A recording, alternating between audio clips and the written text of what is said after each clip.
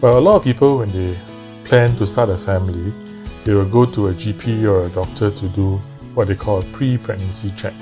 That's basically a check on the general status of health, meaning to say you do things like your blood counts, you may want to run some checks to make sure that your immunization is up to schedule.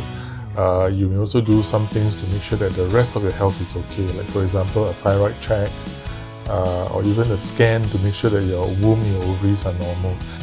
So on the other hand, if you have been trying to conceive for a while, then your doctor may suggest something called a fertility checkup. This is a more specific and targeted kind of checkup. For example, there may be some checks on things like the patency of the fallopian tubes, and occasionally there will be some tests to check the ovarian function, the ovarian reserve, through some blood tests. So it's very specific towards fertility only. Part of the fertility checkup would also include men as well.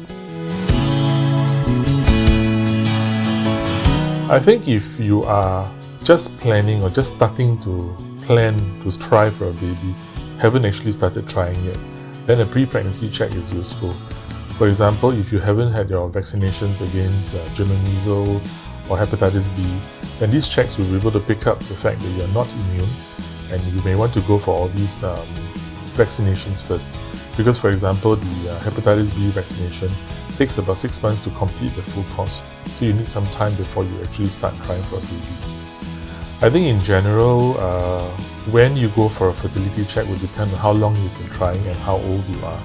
If you're about 35 and above, and I'm referring to the ladies, and you've been trying for at least about 6 months without any news, then I think it's time to go for a fertility check. If you're less than 35, the ballpark figure is about, say, 6 months to a year, but this is not a hard and fast rule. If you know that you have medical problems, or if you think that you've been trying for a while and there's no success, you can always go for a checkup even before the year is up.